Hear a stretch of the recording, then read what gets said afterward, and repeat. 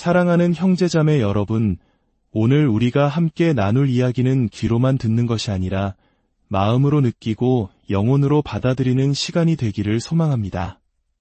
본격적인 은혜의 여정을 시작하기에 앞서 여러분의 구독과 공유는 이 생명의 말씀을 더 널리 전하는 데에 놀라운 힘이 될 것입니다.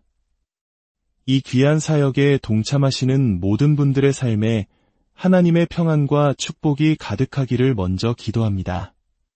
때로 우리는 이해할 수 없는 상황과 마주하곤 합니다. 갈등의 한복판에 서 있을 때, 깊은 혼란에 빠져 한치 앞도 보이지 않을 때, 도대체 세상이 어떻게 돌아가는지 감조차 잡을 수 없는 순간들이 있습니다. 하지만 바로 그 순간, 그분의 음성이 들려올 때, 우리 영혼 깊은 곳에서는 무언가 꿈틀거리기 시작합니다. 바로 생명입니다. 그분의 말씀이 임할 때 우리는 비로소 살아있음을 느끼고 내가 왜 존재하는지를 깨닫게 됩니다. 아, 내가 지금 있어야 할 바로 그 자리에, 바로 그 시간에 서 있구나 하는 확신을 얻게 되는 것입니다. 지금 당장 무엇을 해야 할지 모를 수도 있습니다. 괜찮습니다. 이 순간 우리가 알아야 할 단 한 가지는 그 말씀의 근원이 누구신지, 그리고 그분께서 우리를 모든 거짓과 속임수로부터 지켜주실 것이라는 사실입니다.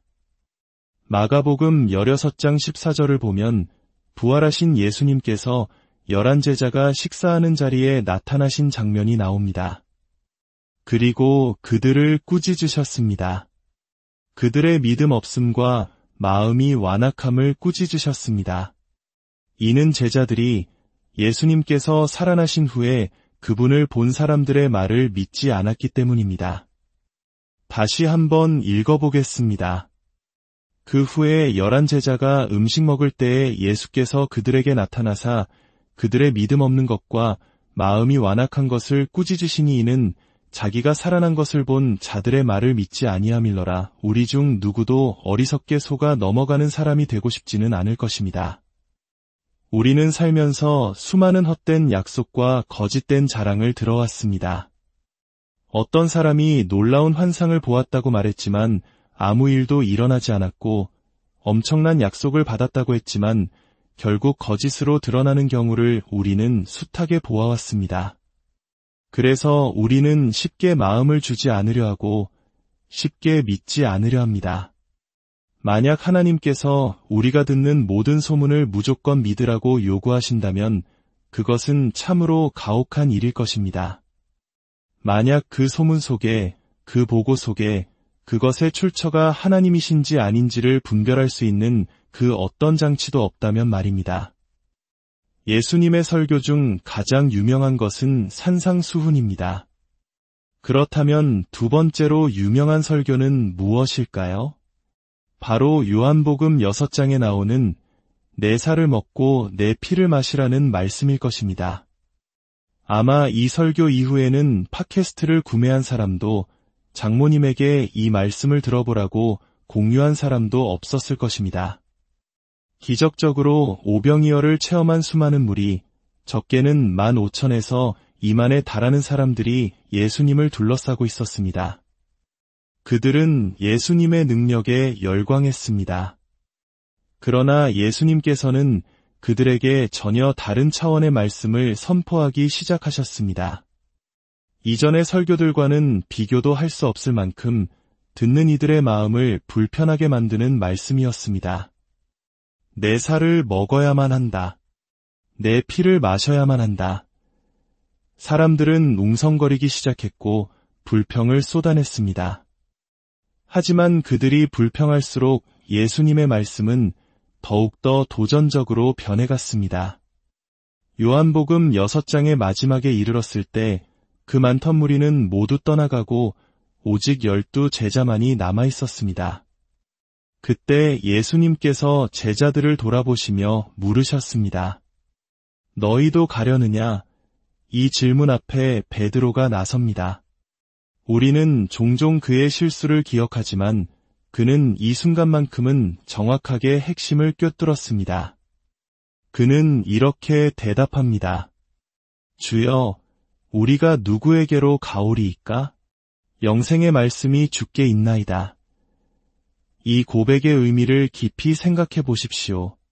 베드로는 이렇게 말하고 있는 것과 같습니다.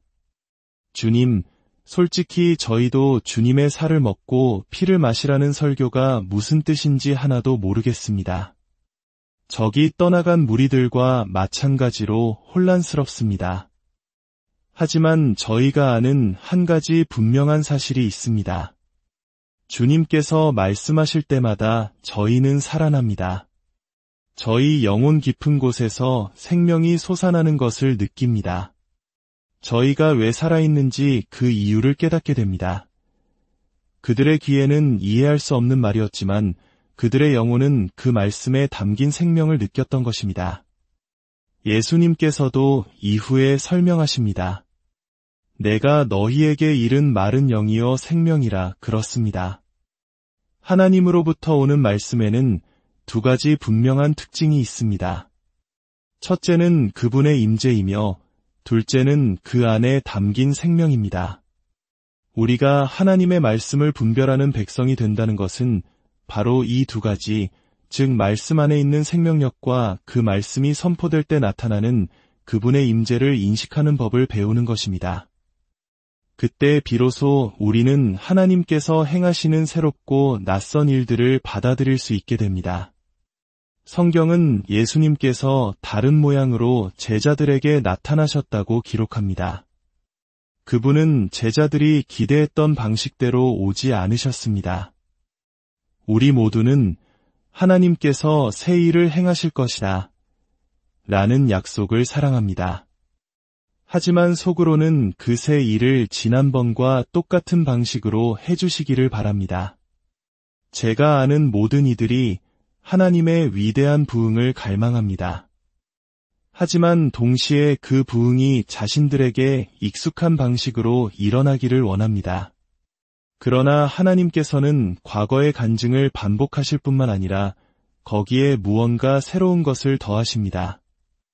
그리고 그 추가된 요소는 종종 기존의 틀에 익숙해진 사람들에게는 거슬리고 불편하게 느껴지기까지 합니다. 하나님은 당신의 말씀을 어기시는 분은 아니지만 그 말씀에 대한 우리의 좁은 이해를 깨뜨리시는 것은 전혀 개의치 않으십니다. 아니, 어쩌면 개인적으로는 그 과정을 즐기시는 것 같기도 합니다. 제자들의 상황을 다시 한번 상상해 보십시오. 그들은 극심한 실망과 고통 속에 있었습니다. 3년 반이라는 시간을 바쳐 따랐던 스승이 허무하게 죽어버렸고 그들에게는 남은 것이 아무것도 없었습니다. 모든 것을 버리고 그분을 따랐는데 이제 그분은 사라졌습니다. 그들은 예수님을 진심으로 사랑했고 헌신했습니다. 그래서 그 상실감은 이루 말할 수 없었을 것입니다. 그런 그들에게 누군가 나타나 그가 살아나셨다는 소식을 전합니다. 그것은 믿기에는 너무나 좋은 소식이었습니다. 하지만 때로는 너무 좋아서 믿기 힘든 소식이기 때문에 오히려 진실일 때가 있습니다. 제자들은 이미 한번 모든 것을 걸었다가 처참히 실패했다고 생각했습니다. 또다시 속고 싶지 않았습니다. 또다시 그 상처를 경험하고 싶지 않았습니다. 혹시 이 마음이 이해가 되십니까? 우리는 어리석게 보이고 싶지 않아서, 상처받고 싶지 않아서 스스로를 보호하려고 합니다. 그러나 바로 그 자기 보호의 벽이 우리를 믿음으로부터 멀어지게 만드는 가장 큰 장애물이 될 수 있습니다. 우리는 우리의 체면과 존엄을 지키거나 아니면 믿음을 선택하거나 둘 중 하나를 택해야 할 때가 있습니다. 예수님께서 제자들의 불신을 꾸짖으실 수 있었던 이유가 바로 여기에 있습니다. 부활의 소식이 전해졌을 때 그 말씀과 함께 하나님의 임재와 생명이 흘러갔기 때문입니다. 하지만 제자들은 자신들의 불안과 상처, 그리고 다시는 속지 않으려는 자기 방어에 너무 깊이 갇혀 있어서 하나님께서 바로 눈앞에서 행하고 계시는 일을 전혀 받아들일 수 없었습니다. 불안은 하나님께서 우리 삶에 이미 심어두신 도구들을 보지 못하게 만듭니다. 사탄은 우리가 어려운 상황에 처할 때 우리의 시선을 온통 위협적인 파도와 안전을 위협하는 요소들에 고정시키려 합니다. 마치 물 위를 걷던 베드로가 거센 풍랑을 보고 두려움에 빠져 물에 가라앉았던 것처럼 말입니다. 우리의 시선이 유일한 안전지대이신 주님을 떠나 온갖 부정적인 가능성들로 향하는 순간 불안이 우리를 집어삼킵니다. 그러면 지난 수년간 하나님께서 나에게 가르쳐 주셨던 단 한 가지도 기억해내지 못하게 됩니다. 하지만 기억하십시오. 이 자리에 계신 그 누구도 하나님께서 미리 준비시켜 주시지 않은 상황과 마주하고 있는 사람은 단 한 명도 없습니다. 당신이 준비되지 않았다고 생각하는 것은 그분을 당신 삶의 선한 목자가 아니라고 말하는 것과 같습니다. 당신이 기억하지 못한다고 해서 그분께서 그 안에 필요한 것을 심어두지 않으신 것이 아닙니다. 우리가 싸워야 할 것은 바로 그 평안의 자리를 지키는 것입니다. 그분의 임재를 인정하는 그 고요한 자리로 돌아가기 위해 싸워야 합니다. 바로 그곳에서 우리는 하나님께서 이미 우리 안에 두신 것들을 재발견하게 될 것입니다. 그것이 바로 다음 과제를 위한 가장 완벽한 도구요, 가장 필요한 무기입니다. 우리의 책임은 어떤 말씀이 주님으로부터 왔는지 아닌지를 분별하는 것입니다. 말씀을 전하는 메신저의 인격이나 외적인 모습을 평가하는 것이 우리의 책임이 아닙니다. 종종 하나님께서는 우리가 갈망하는 것을 우리가 가장 피하고 싶어하는 사람이나 그룹을 통해 주심으로써 우리의 갈망이 진짜인지를 시험하십니다. 하나님의 말씀이 선포되는 거룩한 순간에는 그분의 임재가 임합니다. 그러므로 듣는 자의 책임은 이 일에는 하나님이 함께 하시는구나 라고 인정하는 것입니다. 그분이 나에게 정확히 무엇을 말씀하시는지 세세하게는 다 이해하지 못하더라도 지금 이 순간이 하나님께서 역사하시는 거룩한 순간임을 인식하는 것이 중요합니다. 저는 한 가정의 가장입니다. 물론 아내는 목과 같아서 그녀가 원하는 대로 저를 돌리기는 하지만 말입니다. 가장으로서 저의 중요한 책임 중 하나는 우리 가정에 들려오는 주님의 음성을 분별하는 것입니다. 때로는 그 음성이 저를 통해 오고 때로는 제 아이들을 통해 들려오기도 합니다. 물론 많은 경우 제 아내를 통해 말씀하십니다. 오래전 제가 위버빌이라는 작은 마을에서 목회를 할 때의 일입니다. 저는 새 차를 사는 것이 하나님의 뜻이라는 강한 확신에 차 있었습니다. 심지어 어떤 차를 사야 할지도 이미 정해놓았습니다. 잡지를 보며 마음에 쏙 드는 차를 발견했기 때문입니다. 아내와 아이들을 데리고 시승을 하러 가기로 약속까지 잡았습니다. 그런데 집을 떠나기 직전 주님께서 제게 아주 명확하고도 단호하게 말씀하셨습니다. 너는 차를 사지 말라. 저는 잠시 생각에 잠겼습니다. 그래도 시승은 해봐야 하지 않을까? 그래야 나중에 주님의 뜻이 임했을 때 어떤 차를 사야 할지 우리가 알 수 있지 않겠어. 우리 모두는 하나님께서 이런 일에 우리의 도움이 필요하다고 생각할 때가 있지 않습니까? 저는 결국 제 자신을 설득했고 마음속에 거룩한 부담감을 억누른 채 차를 보러 갔습니다. 자동차 판매점에 도착해서 운전석에 앉았습니다. 조수석에는 영업사원이, 뒷좌석에는 제 가족이 앉아 있었습니다. 제가 차에 시동을 거는 순간 아들 브라이언이 노래를 부르기 시작했습니다. 조심해 작은 누나, 무엇을 보는지. 조심해 작은 누나, 무엇을 보는지. 저 하늘에 계신 아빠가 사랑으로 우리를 내려다보시니 조심해 작은 누나, 무엇을 보는지. 그 순간 마치 세례 요한이 뒷좌석에서 저에게 직접 예언하는 것만 같았습니다. 천국의 모든 권세를 등에 업은 한 아이의 목소리가 제게 경고하고 있었습니다.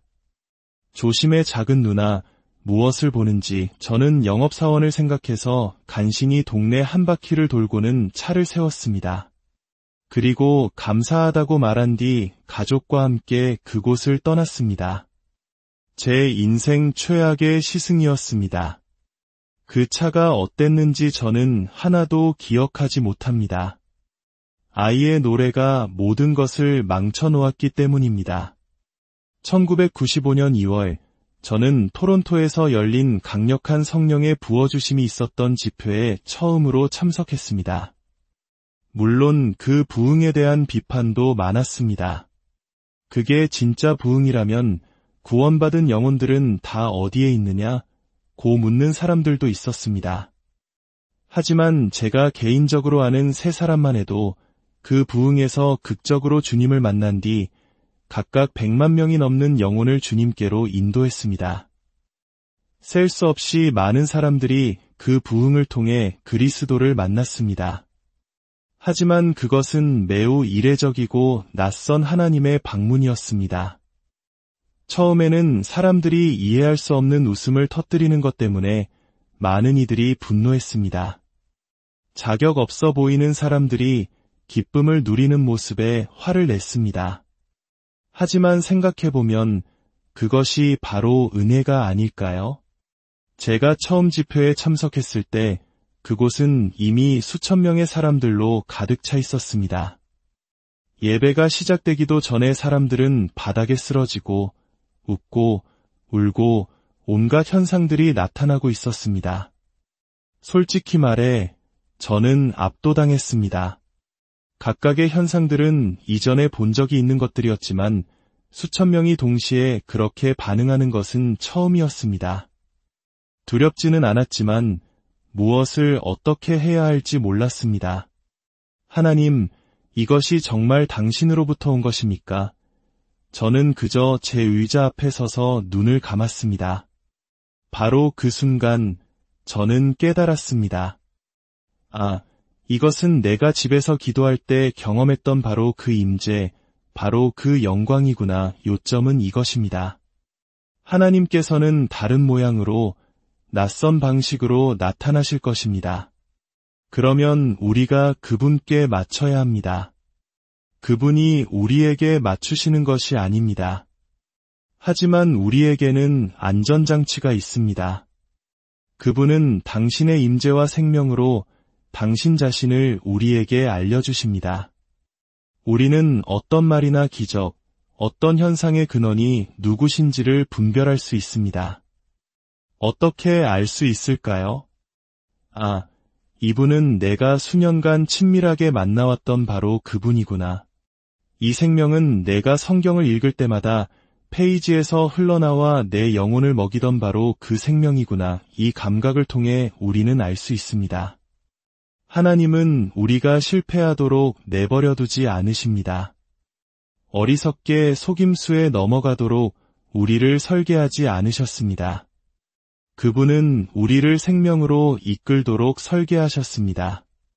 다만 그 생명을 새로운 방식으로 인식하는 법을 배워야 한다고 말씀하십니다. 그분께서 늘 똑같은 일을 똑같은 방식으로 행하시기 때문에 우리가 그분을 아는 것이 아닙니다.